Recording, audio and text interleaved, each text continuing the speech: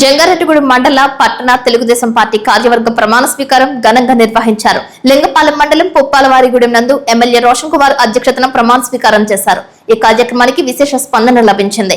MLA Roshan Kumar ప్రమాణ స్వీకారం చేయించారు. జంగారెడ్డిగూడెం పట్టణ అధ్యక్షులు కొండరెడ్డి కిషోర్, సెక్రటరీగా కోనేటి చంటి కార్యవర్గం, మండల అధ్యక్షులుగా కుక్కల మాధవరావు కార్యవర్గం ప్రమాణ స్వీకారం చేశారు.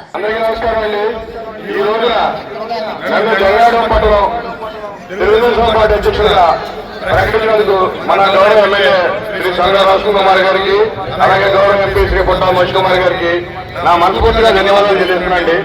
ఈ రోజు నుంచి నేను పార్టీ చెప్పిన విధంగా అన్ని విధాలుగా పనిచేస్తూ ఎమ్మెల్యే గారికి అలాగే ఎంపీ గారికి మన పార్టీకి మంచి పేరు తీసుకొస్తూ జంగారెడ్డిగూడెం పట్టణం మున్సిపాలిటీని మొత్తం ఇప్పుడు గ్రేడ్ 1 చేశాడు.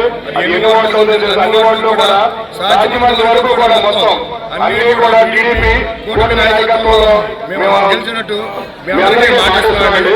నా వంతు మీ అందరూ సహకారాలతో ప్రయాణం చేస్తున్నాను.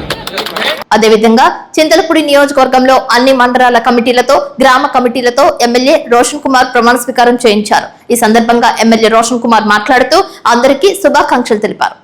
ముందుగా కొత్తగా ప్రమాణ స్వీకారం చేసినటువంటి మండల అధ్యక్షులకి, వారి కమిటీకి, గ్రామ అధ్యక్షులకి, వారి కమిటీకి అందరూ కూడా నా యొక్క కృతజ్ఞతలు తెలియజేస్తున్నాను. పదవి వచ్చిన వాళ్ళు ఏదో ముందులో ఉన్నట్టు కాదు, 10 రాని వాళ్ళు పనికినట్టు కాదు. అందరం కూడా కలిసి పనిచేస్తేనే తెలుగుదేశం పార్టీని బలంగా ప్రజలకు తీసుకెళ్తాం.